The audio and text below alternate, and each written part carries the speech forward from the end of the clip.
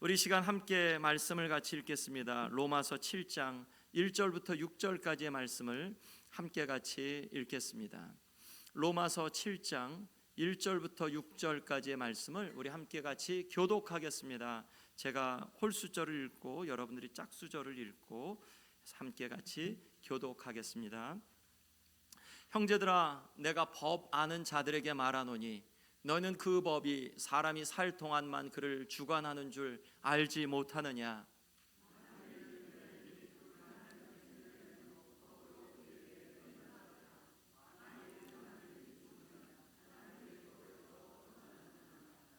그러므로 만일 그 남편 생전에 다른 남자에게 가면 음녀라. 그러나 만일 남편이 죽으면 그 법에서 자유롭게 되나니 다른 남자에게 갈지라도 음녀가 되지 아니하느니라.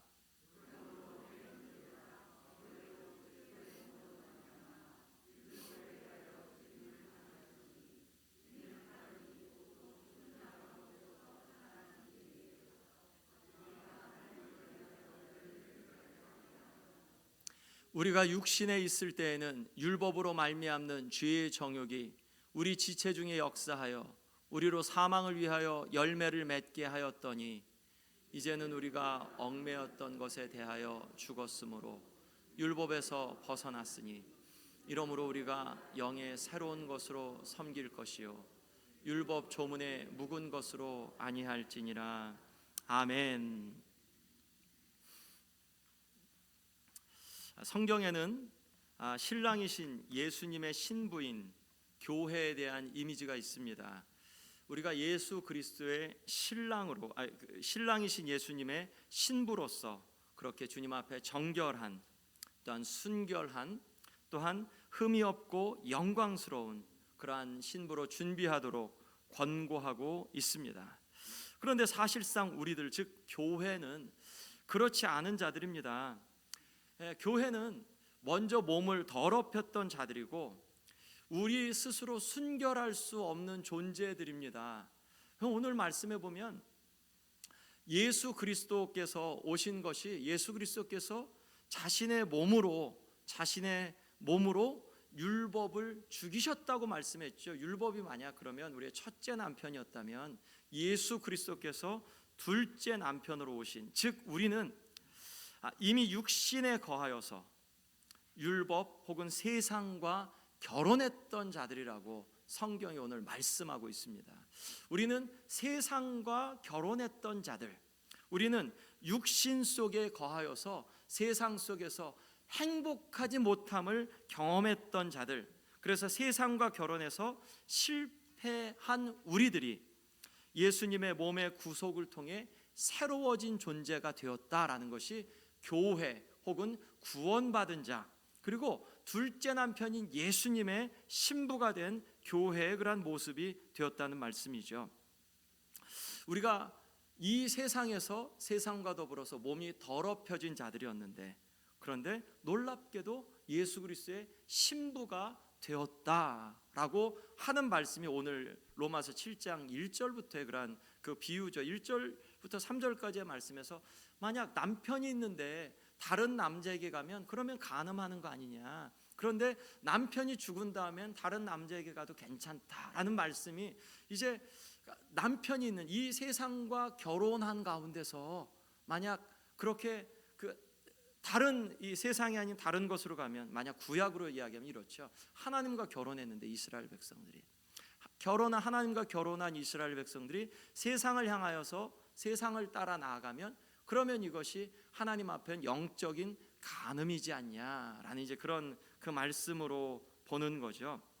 이것을 에드가라는 설교가는 이렇게 오늘 본문을 갖고 제목을 이렇게 삼았습니다. The two marriages of the soul, 우리 영혼의 두 종류의 결혼이라는 그런 제목으로 이렇게 했는데, 자, 그런 거죠. 율법과, 즉 세상과 결혼했는데 행복하지 않은 그러한 사람들, 그래서 행복하지 않은 이 세상과의 결혼 속에서 육신 가운데 사는 행복하지 않은 우리들의 비참함을 예수님이 보시고 이 땅에 오셔서 우리와 우리의 신랑이 되어주시고 우리의 그러한 비참한 첫 번째 결혼을 이 세상과 결혼한 우리의 육신적인 삶을 청산시켜준 이야기로 그렇게 설교를 진행하는 모습을 이렇게 그 이야기를 보면서 오늘 말씀을 같이 함께 이렇게 나누려고 합니다. 자, 첫 번째 결혼이 세상과 우리가 하나 되었을 때, 혹은 육신을 좇아서 세상을 향하여 나아갈 때 우리의 마음이 불행하죠. 왜냐하면 그 가운데서는 죄의 문제가 해결이 되지 않으니까. 우리의 인생의 불행의 모든 문제는 성경은 죄에 있다고 그렇게 말씀합니다. 복음이 왜 예수님이 복음이냐? 죄의 문제를 해결하셨기 때문에 예수님이 복음이라고 말씀하죠. 죄로 인해서 우리가 하나님의 영광에 이르지 못했는데 3장 23절 말씀에 그랬죠. 그런데 우리는 하나님께 영광 돌릴 때 가장 행복한 존재가 되는데, 죄로 인하여서 우리가 죄의 종으로 말미암아 사망에 이르는 존재가 됐다라는 게 이제 6장까지의 말씀이었습니다. 이제 우리가 오늘 7장 말씀을 보는 거죠. 예수님을 통해서 우리가 어떻게 회복된 거냐, 예수님이 우리의 새 신랑이 되셔서 우리가 어떤 축복, 어떤 행복을 누리게 된 거냐, 그 말씀이 이제 4절부터 6절까지의 말씀에서 네 가지 부분으로 이렇게 말씀을 나누려고 합니다. 첫 번째는 율법에 대해 우리가 죽임을 당했다. 4절 말씀이 이렇게 말씀합니다. 그러므로 내 형제들아, 너희도 그리스도의 몸으로 말미암아 율법에 대하여 죽임을 당하였으니. 여러분, 이 표현 낯설지 않나요? 율법에 대해 죽임을 당했다. 이 표현 얼른 이렇게 해석이 되세요? 나는 율법에 대해 죽임을 당했다. 여러분, 어떤 그 해석이 있으십니까? 어떤 생각이 이렇게 바로 들죠? 굉장히 좀 낯선 표현이에요.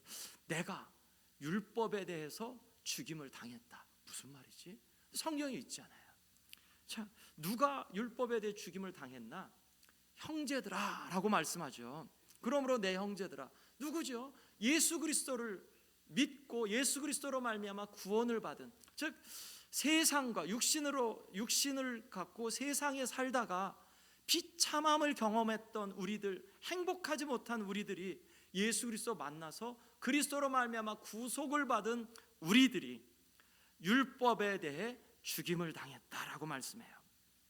우리가 율법을 죽인 건가요? 아니면 율법이 우리에 대해 죽임을 당한 건가요? 죽임을 당했다라고 표현해요. 우리가 율법을 죽일 수 있나? 우리가 율법을 죽일 만한 능력이 있나? 없어요. 우리는 율법은 우리에게 죽임을 당했다라는 표현은 누군가에 의해서 누군가가 그 일을 하셨다는 거죠. 자, 누가 하셨나? 무엇으로 하셨나? 어떻게 하셨나? 그리스도의 몸으로 말미암아. 아멘. 여기서 복음이 나오는 거죠. 율법이 우리에 대해서 죽임을 당했다. 우리의 세상 남편이 우리에 대해서 죽임을 당했다. 우리는 세상에 대해서 자유하다. 우리는 율법에 대해 자유하다라는 이 표현을, 이 선언을 우리가 어떻게 할 수 있느냐? 예수 그리스도의 몸으로, 예수 그리스도께서 몸으로서 죽으심으로 말미암아 대속하셔서 율법이 우리에 대하여서 죽임을 당하게 되었다는 말씀입니다. 다른 한편으로는 예수님이 우리의 과거를 끝장내셨다라는 표현이에요. 여러분, 우리의 과거가 아름답지 않은 과거예요. 죄로 점철된 과거죠. 맞지 않나요? 맞아요. 우리는 과거가 있는 존재들입니다. 구원받은 사람들은 과거가 있는 존재들이에요. 왜냐하면 과거에 비참함에서 구원을 받은 거잖아요. 과거에 육신의 죄로부터 구원을 받은 거니까 우리는 다 과거가 있는 존재입니다. 그리스도인들은 내가 그리스도인이라고 고백하면, 선언하면 나는 과거가 있는, 추한 과거가 있는, 죄로 인하여서 묶인 과거가 있는, 점철된 과거가 있는, 어지러운 과거가 있는 그러한 존재라는 것을 고백하는 거예요. 그것을 포함하고 있습니다. 그런데 예수 그리스도께서 자신의 몸으로 십자가 위에서 우리의 비참한 과거, 우리의 어지러운 과거를 끝장내셨습니다. 아멘. 그 표현을 율법에 대해 우리가 죽임당했다라는 표현으로 하고 있습니다. 율법이 만약 우리에 대해서 살아있다면 그 결과는 어떻게 되냐면, 우리는 율법에 매이고 율법이 우리에게 정죄하는 거죠. 너 이렇게 살아가지고, 너 과거에 그렇게 넘어졌는데 너 지금 뭐 할 거야? 과거에 매이게 하고 우리로 하여금 무너진 그러한 실패에 매이게 하고 우리의 지금 현재 막혀있는 벽 앞에서 옴싹달싹 못하게 하는 그러한 묶인 상태에 있게 하는 거죠. 그런데 예수 그리스도께서 우리의 어지러운 과거를 끝장내신 게 십자가 위에서 끝장내셔서, 그래서 이 율법의 효력이 우리에게 미치지 못하게 되었다. 그것을 고린도전서 15장에서 이렇게 말씀합니다. 사망아 너의 승리가 어디 있느냐? 사망아 네가 쏘는 것이 어디 있느냐? 자, 요 한번 패턴을 보죠. 사망이 쏘는 것은 죄요, 죄의 권능은 율법이라. 자 보세요. 사망과 죄와 율법이 이렇게 같이 나오죠. 체인입니다. 이것이 그냥 한 사슬의 연결고리입니다. 사망이 쏘는 것은 죄다. 사망이 있을 수 있는 게 뭐 때문에 있냐? 죄가 있으니까 사망이 온 거다. 그러면 죄가 어떻게 왔냐? 죄의 권능은 율법이다.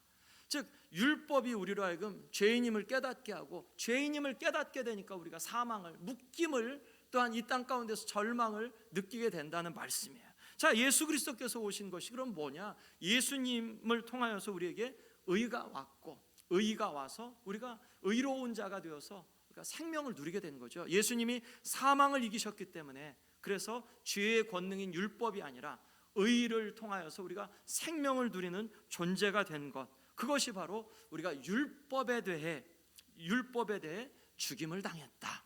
우리의 세상 남편, 세상을 쫓아간 우리의 삶이 이제 예수 그리스도로 말미암아 해결되었다라는 그러한 그 말씀입니다.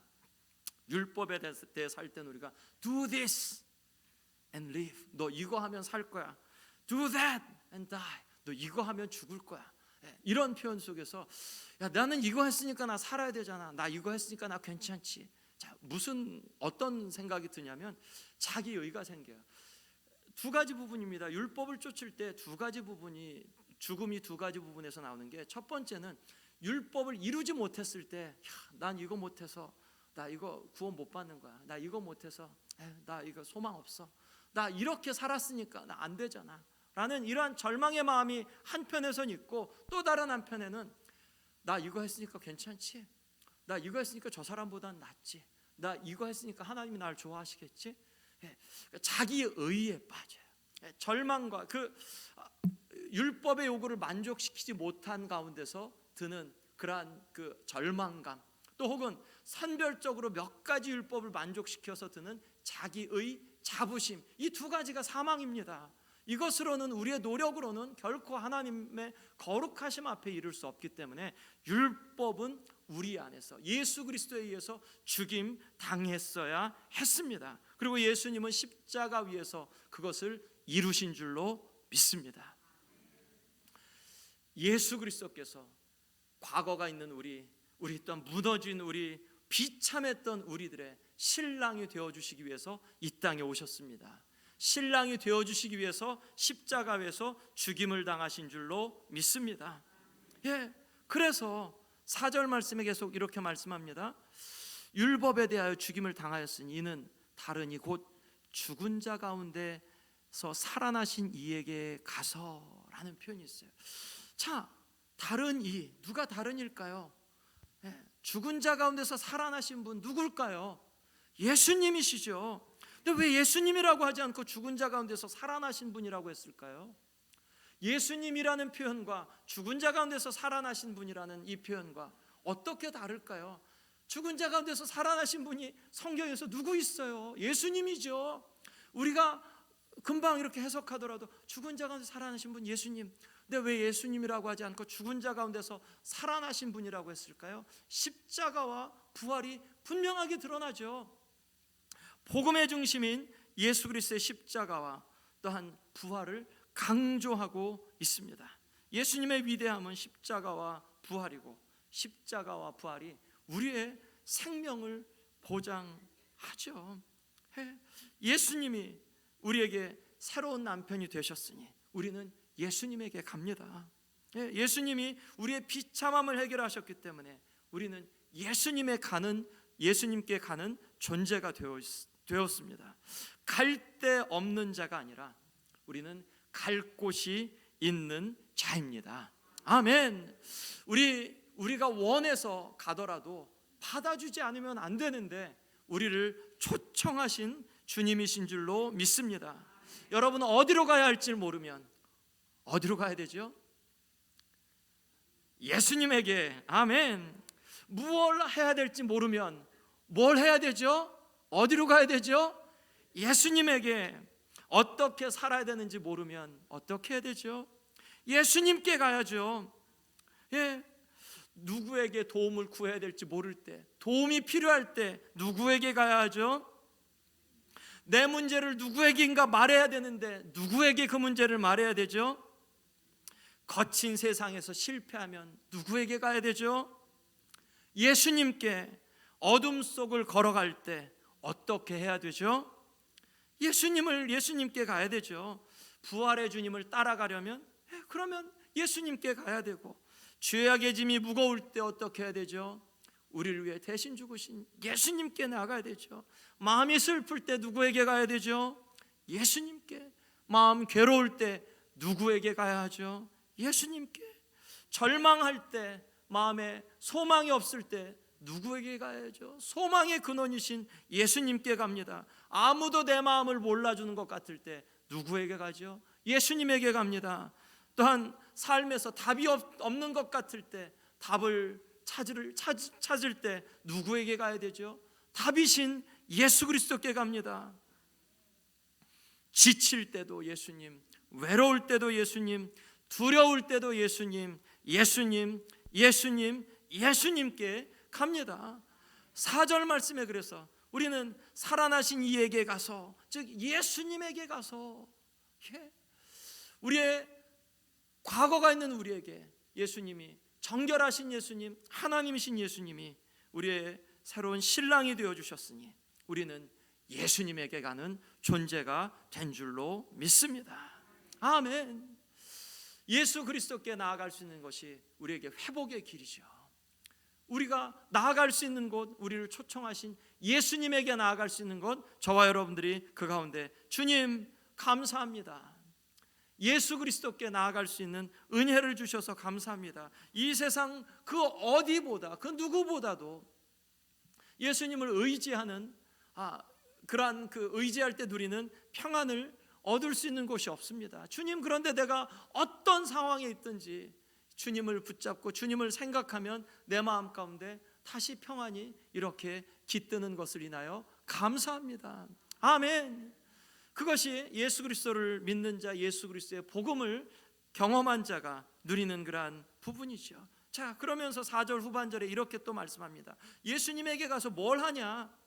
우리가 하나님을 위하여 열매를 맺게 하려 함이라. 아멘. 예수님을 함께 섬기고 예수님의 신부가 된 우리들, 예수님을 통하여 구원받은 우리들이 무엇을 하는 존재가 되었는가? 하나님을 위하여 열매를 맺는, 감히 하나님을 위하여 열매를 맺는 그러한 존재가 되었다고 말씀합니다. 하나님을 위하여 열매를 맺기 위해서 한 가지 조건이 있죠. 어디로 가야 된다 그랬죠? 누구에게로? 예수님에게 가야, 예수님에게 가서 하나님께 열매를 맺는다고 말씀합니다.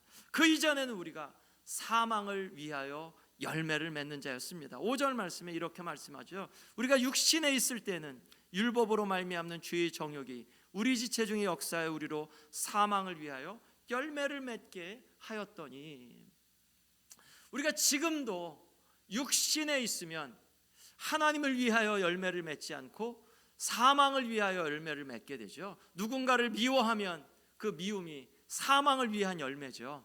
또한 무언가를 탐심하면, 하나님이 아닌 다른 것들을 우리가 가지려고 하면, 그러면 우리의 마음 가운데 사망을 위한 열매를 맺게 되죠.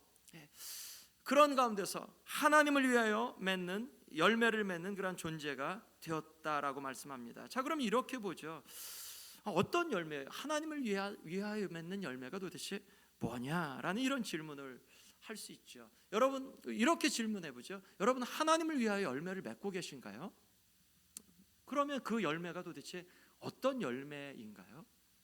하나님을 위하여서 열매를 맺고 있나요? 혹은 하나님을 위하여 열매를 맺으려고 우리의 마음을 쓰고 있나요? 이 질문 앞에서 내가 예수 그리스도를 통하여서 그리스도인이 되었으면, 그러면 저와 여러분들은 하나님을 위하여 열매를 맺는 존재가 되려고 적어도 노력하고 마음을 쓰는 존재가 그러한 삶을 살아야 할 줄로 믿는데, 나는 하나님을 위하여서 열매를 맺는 존재인가? 하나님을 위하여서 열매를 맺는다면 어떤 열매를 맺어야 하나님을 위한 열매가 되는 거지? 단서가 그거죠. 해석하는 단서가 사망을 위하여 맺는 열매, 육신에 속했으니까 육신이 아니라 다른 것, 성령을 좇아 행할 때 맺는 열매, 이것이 하나님을 위하여 맺는 열매가 되겠구나. 자, 예수님을 통하여서 예수님께로 가서 맺는 열매라면 그러면 거룩한 열매겠죠. 근데 우리 안에 거룩이 없는데 어떻게 거룩한 열매를 맺을 수 있죠? 예수 그리스도로 말미암아 거룩하게 되고 나서 우리가 거룩한 열매를 맺게 되는 거죠. 그러니까 예수님이 없으면 우리는 하나님을 위한 열매를 맺을 수가 없습니다. 그런 의미에서 예수님의 대속의 은혜는 하나님을 위하여 맺는 열매의 가장 중요한 단서요, 유일한 단서가 됩니다. 이런 의미에서 왜 이렇게 교회는 맨날 예수님 얘기하나, 이렇게 로마서 말씀을 1장부터 보면서 예수님밖에 없나? 예수님의 대속이 없으면 우리는 아버지 앞에 갈 수도 없고 행복을 누릴 수도 없고 하나님을 위해서 무언가 선한 일을 할 수도 없고, 우리의 마음 왔다 갔다 하며, 지금도 예수님을 믿는다고 하지만 우리의 마음 자꾸 왔다 갔다 하잖아요. 예수님을 지금도 의지하지 않으면, 그러면 우리는 아버지를 위해서 아무것도 할 수 없는데, 그런데 그 가운데서 더 놀라운 것은 이렇게 왔다 갔다 하는 우리들을, 그것을 아시면서도 우리들을 마음을 이해해 주시고, 비록 우리가 이렇게 때로는 죄를 짓기도 하고 하나님을 떠난 자리 가운데 있어도 우리가 또 다시 주님 죄송합니다, 주님 나의 형편없는 나의 이 마음을 용서하여 주십시오, 회개하는 마음으로 나아가면 우리 하나님이 받아주실까요? 아멘, 아멘, 받아주십니다. 예수 그리스도를 통하여서 우리가 비록 넘어진 자요, 또한 과거가 있었던 자인데 지금 다시 과거를 또 흑역사를 만들어도 예수 그리스도의 그러한 보혈의 공로로 저와 여러분들을 다시 받아주시는 하나님의 그러한 온전한 사랑을 믿고 감사합니다. 그것이 바로 예수 그리스도의 대속의 은혜죠. 예수 그리스도로 말미암아 우리가 생명에 속한 열매를 맺는 존재가 되었습니다.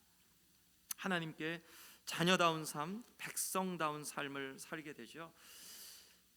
출애굽기 19장 말씀에 5절 6절 말씀에 이런 말씀이 있습니다. 하나님께서 이스라엘 백성들을, 모세를 통해서 이제 시내산에서 이스라엘 백성들을 애굽에서 인도해 나오신 이후에 내가 너희들을 그 독수리의 날개로 업고 그리고 기가 막힌 곳에서 너희들을 이끌어내온 그러한 이유는, 너희들이 만약 말씀을 순종하고 언약을 순종하고 또한 나를 순종하면, 그러면 너희가 내 소유가 되겠고, 너희가 내게 대하여서 거룩 제사장 나라, 또한 이 열방의 제사장 나라, 열방 가운데 거룩한 나라가 되겠다, 하나님께서 그렇게 삼겠다고 이스라엘 백성들에게 그렇게 말씀해 주셨어요.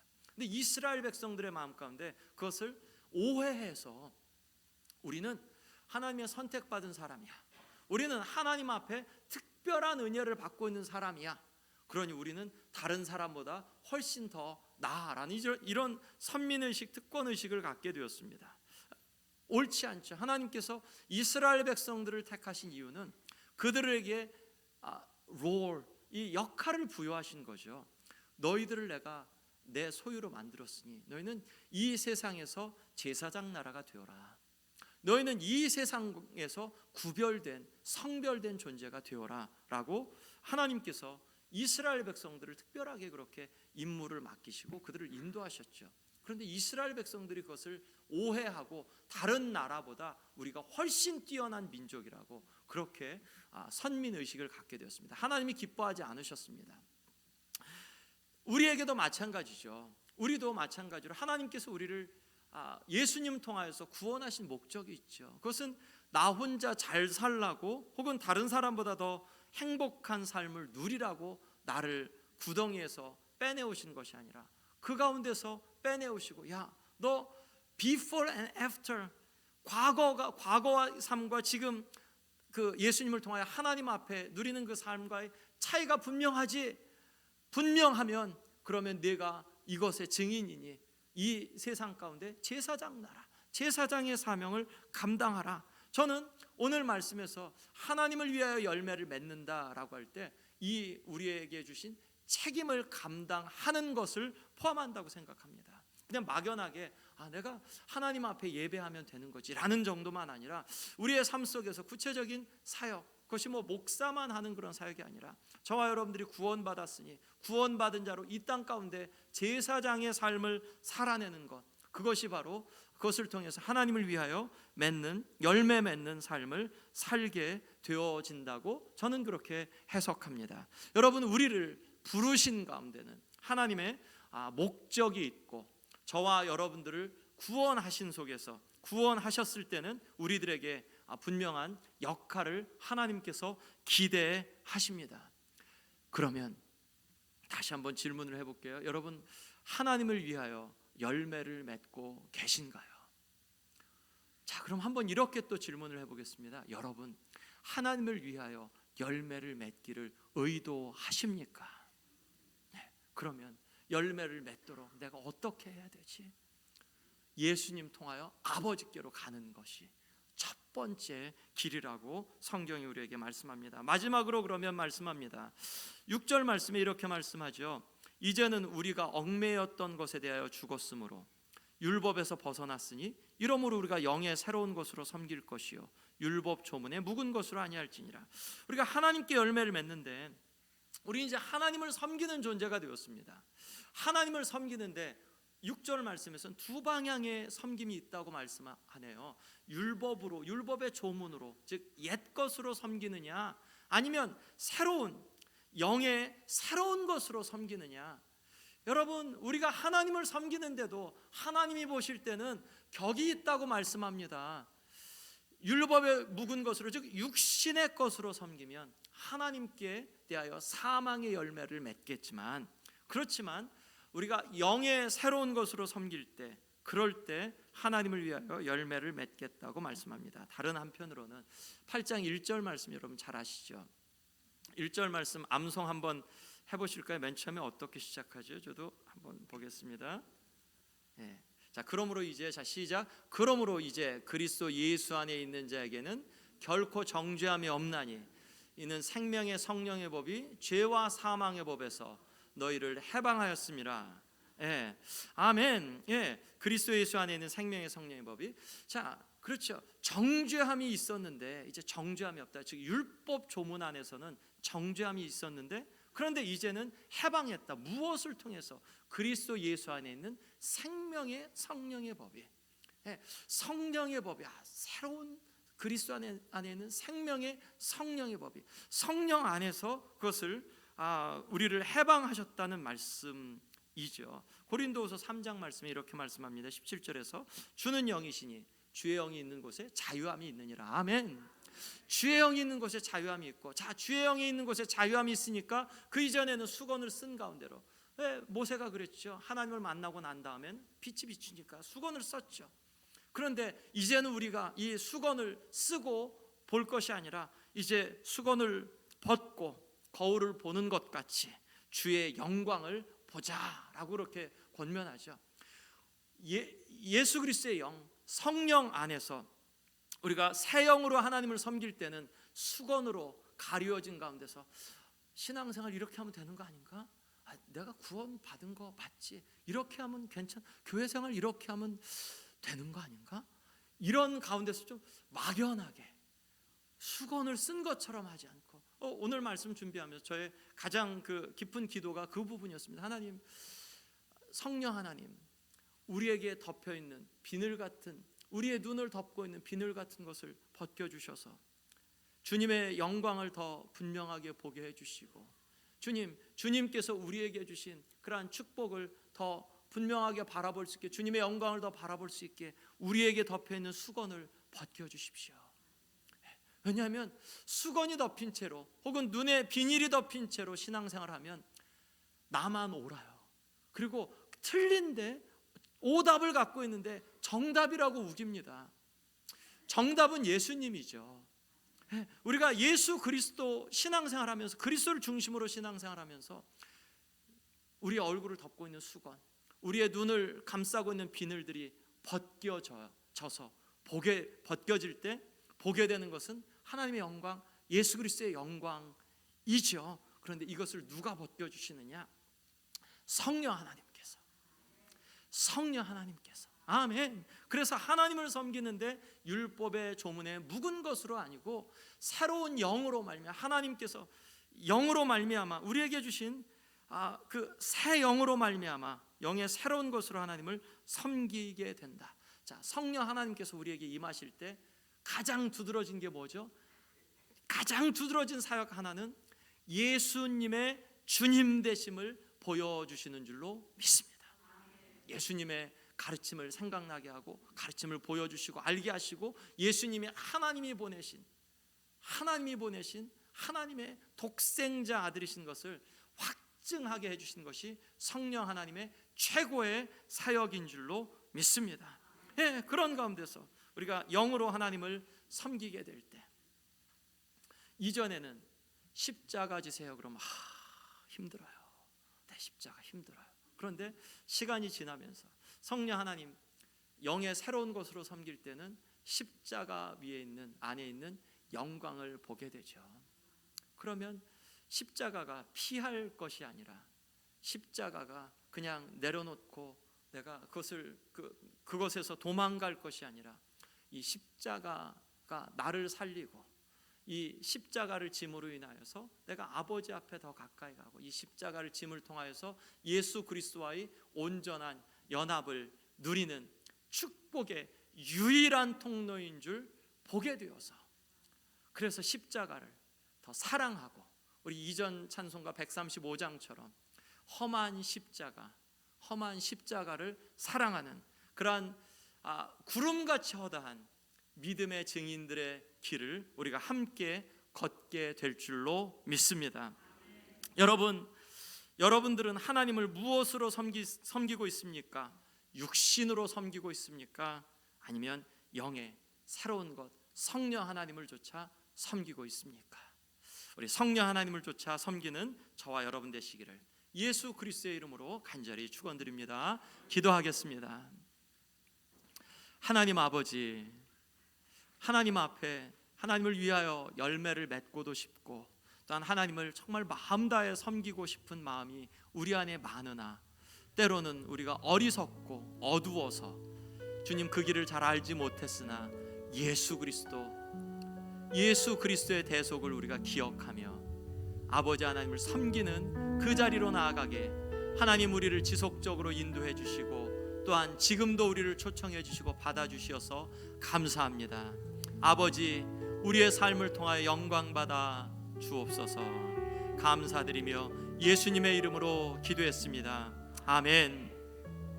여러분, 이 시간 다 같이 일어나셔서 우리를 위하여서 십자가 위에서 대속의 피를 흘려주신 그 은혜를 감사하며 난 예수가 좋다고 함께 같이 찬양합니다.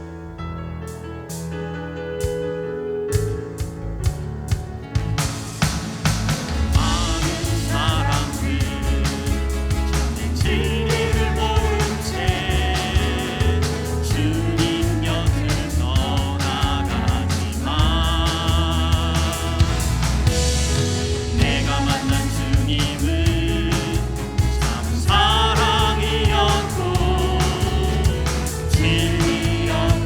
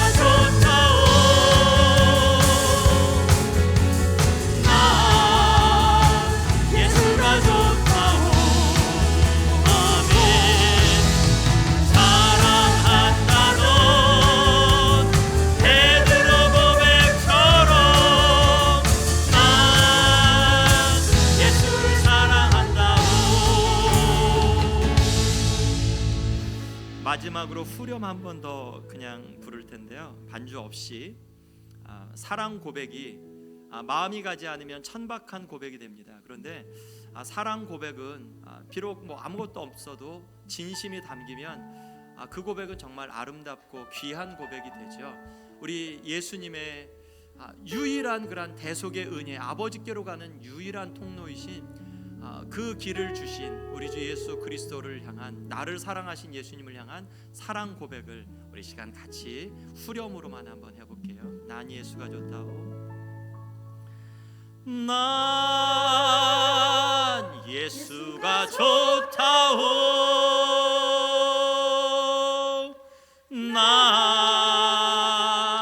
예수가 좋다오. 주를 사랑한다던 베드로 고백처럼 난 예수를 사랑한다오.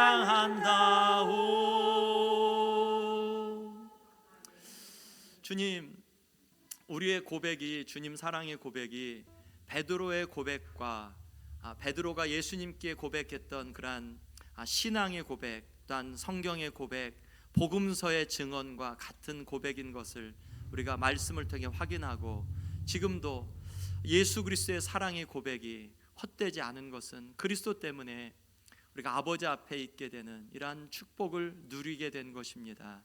예수님 감사하고, 날 사랑해 주셔서 너무 감사하고, 우리 한 사람 한 사람들 가운데 임하신 예수 그리스도의 그런 놀라운 축복을 인하여 감사합니다. 예수님, 그것 때문에 우리도 예수님을 사랑하고 또 더 깊이 사랑하길 원하며, 예수님, 우리의 남은 인생 속에서 주님 떠나지 않고 주님 앞에만 머물기를 간절히 소원하는 마음이 있습니다. 예수님, 우리를 실패한 우리들을 또 받아주시고 또 받아주셔서 감사합니다. 이제는 우리 주 예수 그리스도의 이런 놀라운 은혜와 아버지 하나님, 예수님을 보내신 아버지 하나님의 극진하신 사랑하심과 성령님, 예수님이 유일한 길이심을 보여주시고, 예수님의 말씀, 날 믿어라, 그 말씀을 우리에게 믿게 하도록 또한 하나님의 영광을 보여주시고, 우리 눈의 수건을 또한 벗겨주시고, 우리 눈의 비늘을 벗겨주신 성령 하나님의 은혜가, 주님을 사랑하며 주님 아버지 하나님께 영광을 돌리기를 간절히 소원하는 주의 사랑하는 성도들 머리머리 위에 이제로부터 영원토록 함께 하시기를 복되신 예수 그리스도의 이름으로 축원하옵나이다. 아멘.